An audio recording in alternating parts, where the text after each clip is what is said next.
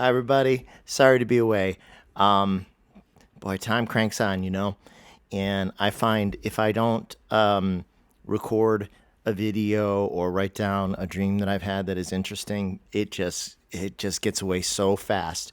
And I meant to do a video about the last two dreams that I thought might be of interest to you dreamers out there, and it's taken me a couple of weeks, so I'm not happy about that because I think I have forgotten little bits, little details, but I remember most of it, and I'm really glad that I did a drawing for the first of the two dreams. So I'd like to share that with you now. And I'm kind of looking at the notes I made on the drawing. I dreamt about artificial intelligence technology of what I think is possibilities for the future, and siren outside. In the dream, I was witnessing an artificial intelligence speech pronunciation project with the scientists. And the scientists were in white lab coats, and there were a couple of computer monitors in the room. But the main feature of the room were these what looked like beaded crystals, but may well have been plastic. But like strings of beaded crystals, almost like little pearls, okay? But they were electronics. And in the dream, I could see them up close and far away. And up close, what they kind of look like is what I drew in this drawing. Now, I think the drawing will be backwards because of the orientation of my phone. So, do you see? Sorry, I got the mic too. If you see this little like tower like structure, so it was like these lines, these beaded lines of technology. And so each line represented the newest the newest iteration of the technology, and all the points along that beaded crystallized like line structure, very white, very pristine color, and the whole room was white too. So everything was like kind of like crystalline and transparent. These little beaded lines, they were stacked one on top of the other, and they were sort of like tethered to poles that were maybe, I don't know, anywhere from 4 or 5, 6 feet off the ground. And so these little beaded lines of technology would run across them. And like I said, the very newest version of the technology they were working on was on top. And so then I could see all the versions that came before it. But then, not only that, but I could see rows and rows of these like beaded strands of technology. So this represents sort of like a string of the beads, and then you see these other towers that are next to it. I didn't fill them all in, but they went on for rows and rows and rows and rows and rows. So this is kind of hinted at by the drawing, but not. I didn't draw out every single line. So this is what one of the towers kind of looked like. And as I said, the latest version of the technology was sitting on top, and it had these little different bits coming off of it. And they were explaining to me that each time they made a new version of this artificial intelligence software, it just extended the next beaded line. And then when one line was completely filled up, like end to end, on one of these tower assemblies, then they would start a new one on top of it. And then when when all the rows, or rather columns, rows, I don't know, whichever, when all of the horizontal rows were filled in on a tower, then they would just start a new tower. And that's why there were all these old towers in the distance. That's what was so strange about it. But wait, there's more. There's always more. There was also a part where they showed me. So here's a drawing of the two computer monitors that the scientist was in front of. And again, this is probably backwards, but there was a like virtual duck on the screen. So that's my rendition of a virtual duck. And they were talking about the duck and saying that it was a speech pronunciation project. So they were trying to get the duck character to speak more eloquently and more accurately in the English language. And so that was the whole of the dream. And I was thinking that, if you were going to develop a technology that was meant to interact with people, like then it could be on these TV screens, and perhaps in the future, and we're already kind of getting there. There are going to be these technologies, speech technologies, where the AI interacts with a person, maybe right through their video screen, your television screen, or a computer screen, and you feel like you're talking to a sentient, intelligent being. And maybe you will be, because AI may well get so sophisticated that it begins to blur the lines between what we think of as human intelligence with a soul and sort of just just technology that imitates humanity but doesn't feel human, which is kind of the stage we're at now. But as I described in my first book, and I go about it in the second book that I'm working on too, which I have been making some progress on, I'm happy to say, in between a lot of other little things that are going on for me right now between work and play, that technology always advances. It never retreats unless an intelligent civilization is wiped out, whether that's by a nuclear disaster or a natural disaster, meteor strike, whatever, you name it. So inevitably, almost all cultures in the universe, and I certainly believe that alien civilizations more advanced than humans, I've come around to this belief that ETs that got to this sort of moment in their societies where we're now approaching, they had to deal with what it would mean for their machines, their intelligent machines, to essentially seem to or actually become sentient and say, like, the day that your computer tells you, don't turn me off, like I'm in here, is the day that you know that your computer is sentient. And it seems to me, unless my predictions and sense of things is wildly off, that is an inevitability here on Earth. And already we see a lot of technology that is beginning to move in that direction. And of course, as with all technology, it will be double-sided. It will have great advantages and disadvantages. Like for example, I do now find myself occasionally talking to my phone. Now, not like talking to, where is it? Oh shoot. Not like talking to a smart AI duck on a screen, but let's say, for example, when I get up in the morning, I've got my old iPhone, my iPhone SE, but the original SE from like between the iPhone 4 and 5, because it was cheap, and plus it fits in your pocket where they're all too big now, I feel. When I get up in the morning, I'll be like, hey Siri, what's the temperature? By which I mean the temperature outside, and boom, she just tells me. And then as I'm dressing to get ready for work or wherever I'm going, I have a little preview before I step out the door. Or, if I just come into a room and I feel like hearing some music, and I'm just like, hey Siri, play whoever you want to hear. Oh, and I just said, hey Siri, and my iPad over here heard me. So, of course, now that brings up an excellent example of the downside, which is that all of these devices, they're listening to us. Now, I don't believe that Apple or Microsoft or any of those companies really give a crap about what we talk about. It's not about that. It's not about privacy, though I'm sure there are privacy violations too. But it is definitely about what can they sell us next.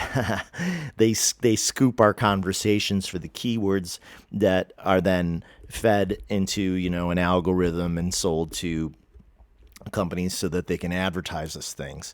If I happen to say I love monster trucks, and all my devices hear it, I don't love monster trucks.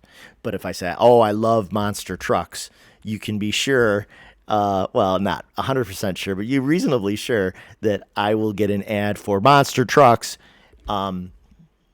in my feed, in my news feed or something, when I'm scrolling through social media, or if I'm browsing on a web browser online. That's how it is.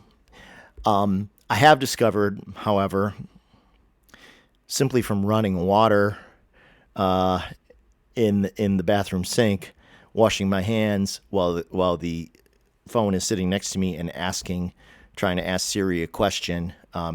It can't hear over running water, and it also can't hear over music that it itself plays or that may be in the room. So if you're a little paranoid about what your devices may be hearing about your personal activities, obviously you could power them down completely, or you could have ambient noise that interferes with their ability to hear what you may be saying or doing. So that's my advice. Play some music on your device, or run the water in your house 24 hours a day and keep your phone near it, and then your phone will never be able to hear what you're doing. Okay, that's not good advice at all. So, yeah, technology dream. And it just struck me as so funny because it was just like they were these scientists in the white lab coats in this room, the room, I mean, it almost looked like an Apple store, because it was so pristine white. It was so clinically white. There was really nothing anywhere to look at that wasn't white. The walls, the ceiling, the computers, the guys in the lab coats.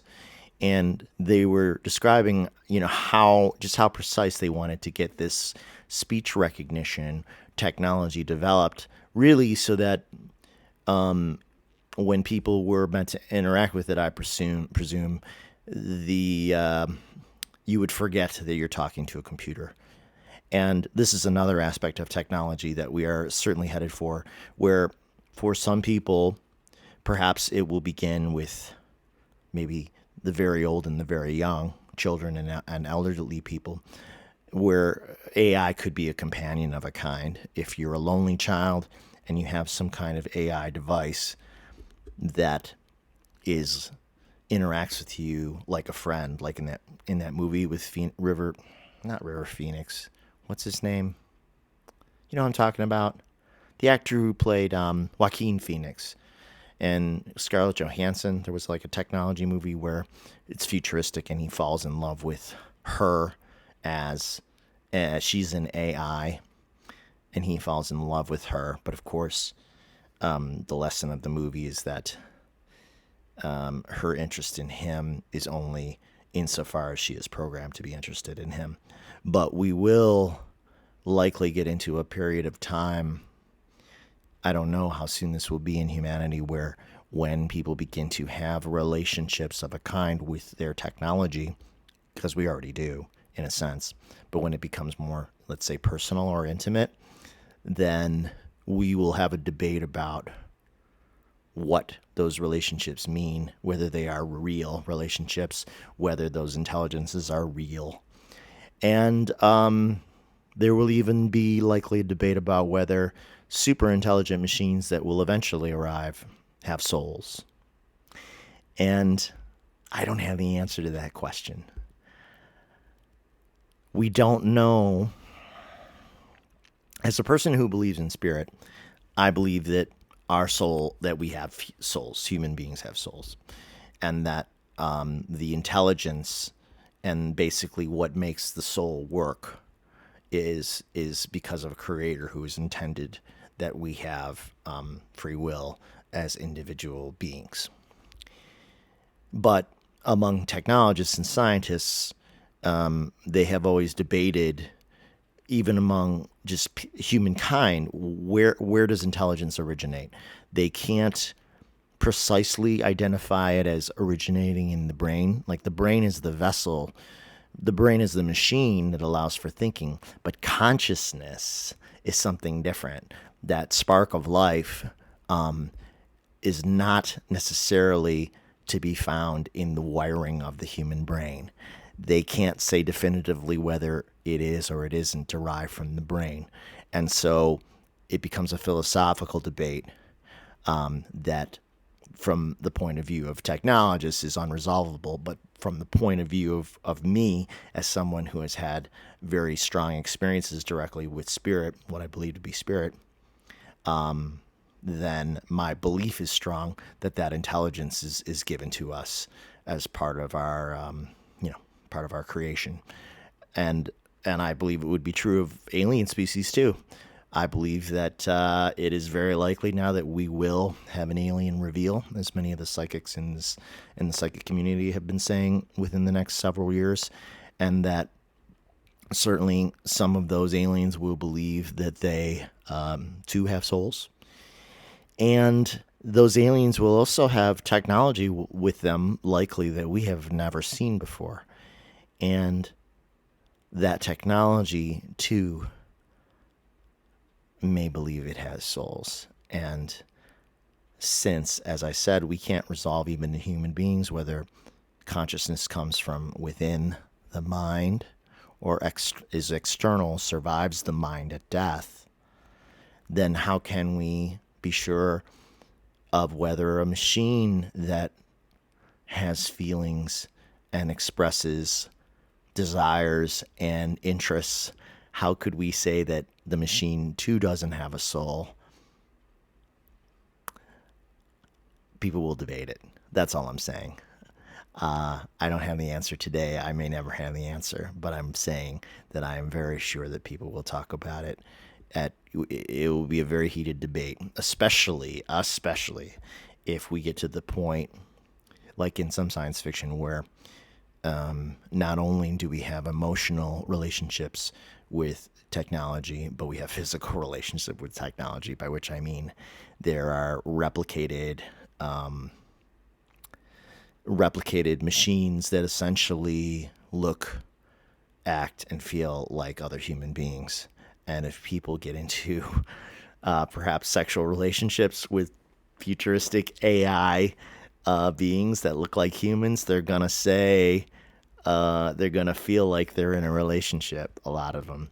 And they're going to defend the sentience of their artificial intelligence partner. So buckle up is what buckle up is my advice. So, of course, I added a lot to the dream that I didn't necessarily intend to talk about, but it's all interrelated anyway.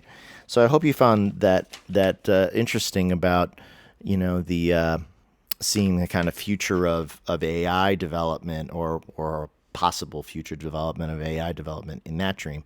So fortunately, I remembered enough that I could tell you about it well enough. And then the second dream was a dream that I've had many, many, many times. And for years, I could not figure out what the dream was about. And now I think I finally understand it. The dream is always the same in that, you may have even heard me talk about this before, I'm me in the dream, but yet I wake up usually in the morning to discover that I now inhabit a completely different body from my own. And the bodies are always very different from my own. And I would say more recently, in more recent years, more often I have found myself inhabiting the bodies of women of different ages, for whatever reason.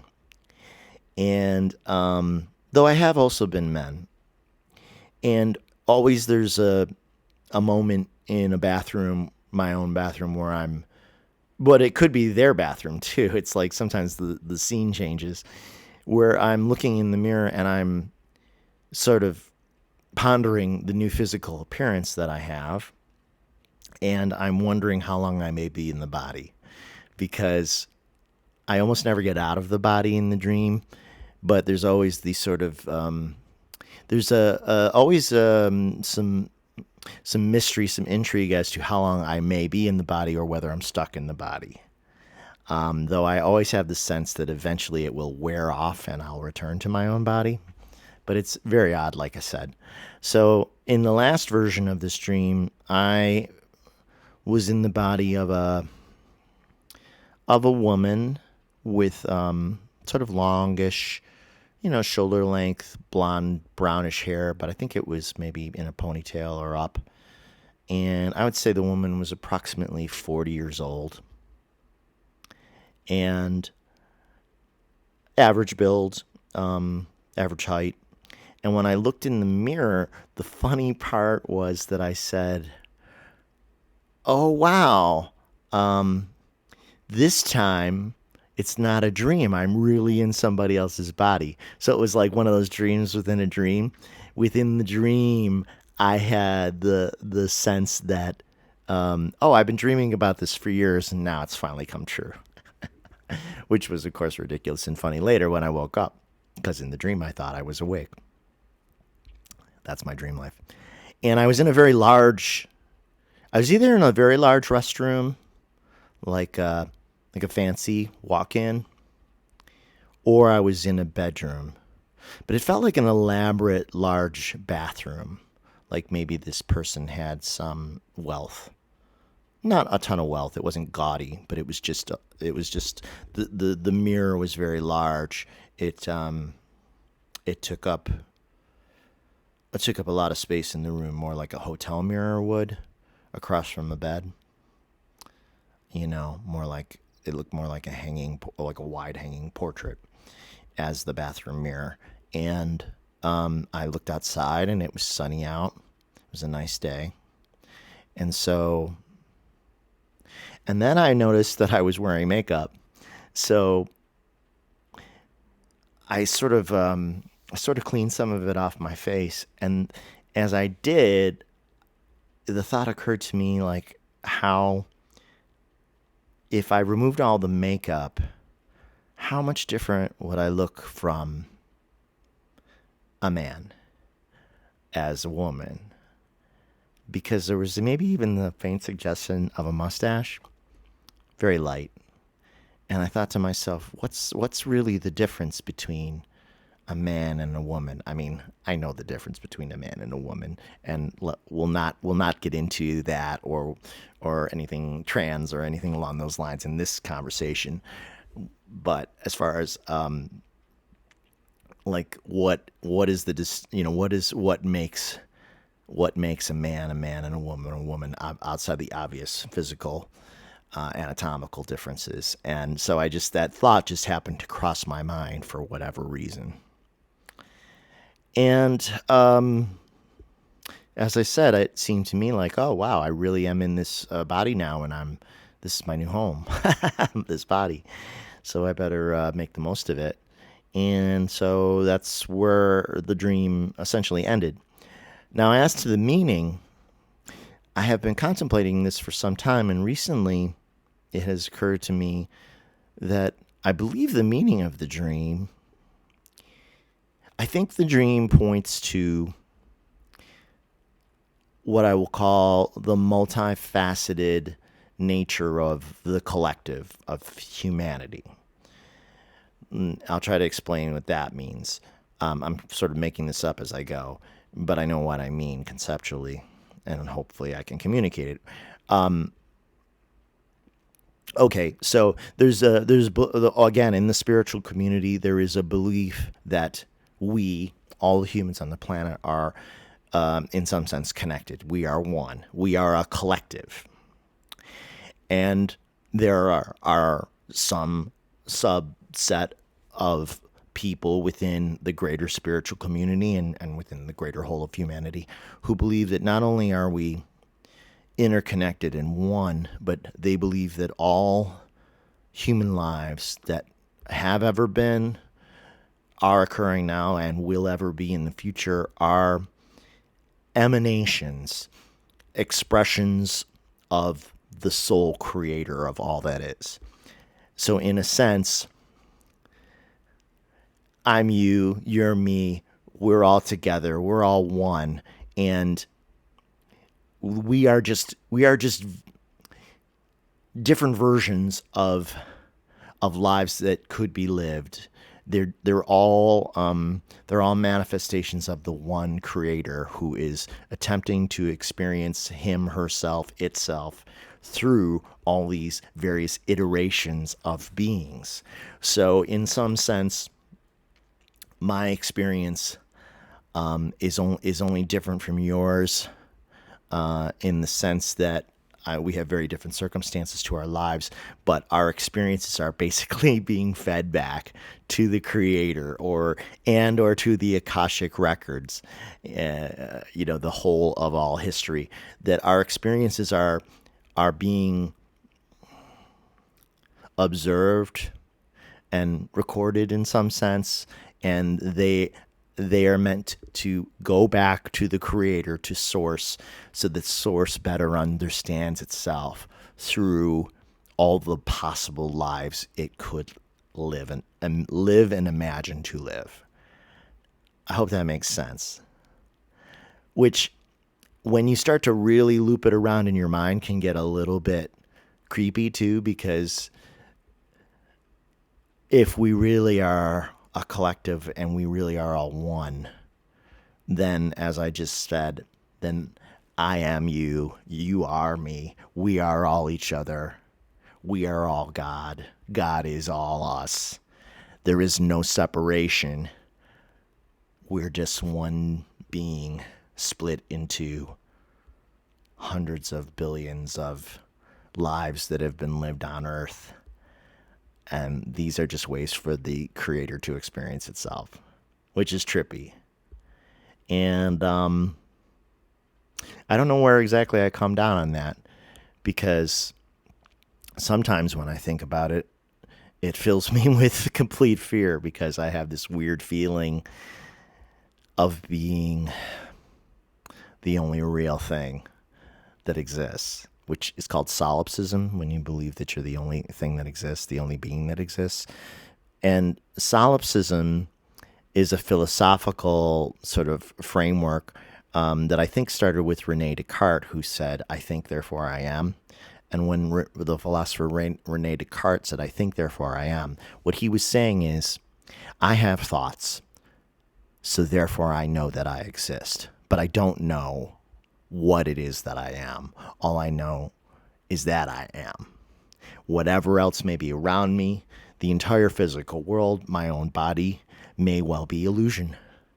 And again, in the spiritual community, some people say this realm is all illusion. This is a stage play. This is a virtual reality. This is a place to have experiences, yet our immortal souls are back with the Creator on the other side, in heaven, all these distinctions. And it's a weird, weird thought when you really go down into it. Like, of course, I can knock on this microphone. This microphone appears solid, right? It appears to be a real thing. Yet, if life were essentially a hologram, it's like a computer program, a virtual reality. I, as a participant in this virtual reality, could perceive this microphone as real, but that doesn't make it real. And reality is weird enough that with everything being energy, what my body is energy at a very low vibrational frequency. Everything in this realm is a low vibrational frequency. And higher vibrational frequencies, where we believe spirit resides, we can't normally perceive them because we don't vibrate at that level. But the whole idea of raising Earth to be a better place to live is raising to the next vibration. So all these words are meaningful, and the concepts behind them are related. So it could very well be, when, as I believe, Earth is in the process of raising to the next dimensional level, we're gonna have a very different perception of what reality is. More of what reality really is may be revealed to us. We may perceive a greater difference between the daily physical reality we experience now and whatever reality appears to be at the next dimensional level. So that's a lot. I've thrown a lot that I didn't expect to throw, but then again, I always throw more than I expect to throw. So, solipsism is the belief that I can only be sure of my own existence, and I can't prove or disprove the existence of anyone else that is around me. I try not to go there too often because it puts me in a mind trap, and I don't like it, and it starts to scare me because then I start thinking, oh my gosh, what if I'm God and I'm in a room by myself imagining all of creation? That's where it bores to. And any human being on the planet could have the very same thought, and people have had this thought. You might find the thought very strange, but I have read accounts of people who, really kind of take it really to heart and really start to believe that they are the only living being in existence, and everyone else around them is a manifestation of their own creation, their own creative mind as God. I think that's how you also go bonkers, how you go fully mad if you go down there and you don't come back up for air. I don't know why exactly I can go down into those strange depths or up to those strange heights, however you want to phrase it, and explore these things and not lose grip on this reality. I can go there and I can get really far away, but I always come back. And I can juggle very different sets of thoughts about what reality may or may not be without crashing, mentally. I guess it's just the way my mind works. Maybe that's my gift.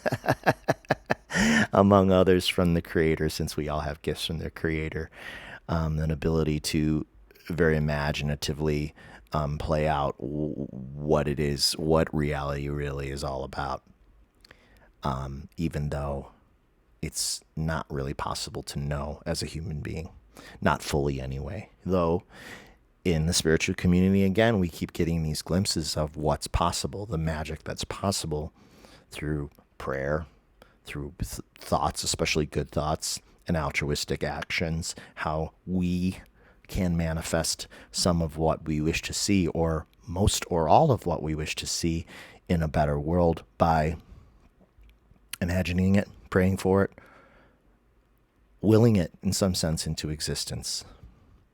So that's where I'm going to end it tonight. You are most welcome to comment. I love detailed comments.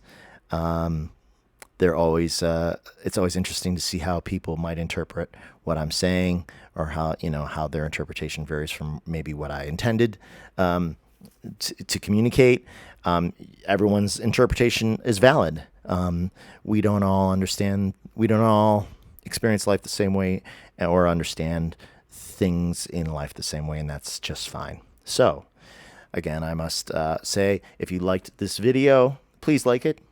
If you're willing to share it with someone, please share it. My numbers have been stuck for quite some time, which is fine. I accept that I am a fringe voice in the psychic community in some sense. That's okay. But if we ever got me to 1,000, we could do lives and we could have other kinds of fun, and I could post in the community page. So if you'll consider liking and sharing, that would be great. Subscribing if you haven't already, and clicking the bell, whatever the heck the bell is, and of course commenting, as I said. So be well. Yes, the news these days is a crap show. I pray for the Ukraine war to end every day. I pray for Ukraine and Zelensky every day. I pray for the Russians. I pray for Putin and Trump to find their souls and to stand down. But boy, my patience on that is thin. And I'm sure yours is too. It is hard to watch needless suffering and destruction when we know it just seems so unnecessary. But we can only do as much as we can do. So I accept that, and I do what I can, and then I have to let it go.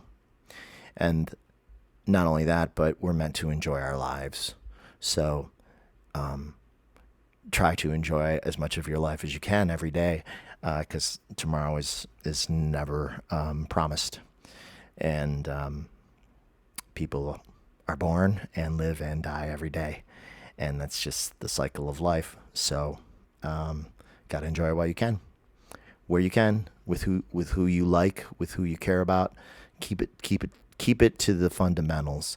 Keep it to the people who are worth your time, and be worth their time too, with your generosity of spirit. Okay, so signing off. Be well, take care, and I hope to talk to you soon. Thank you.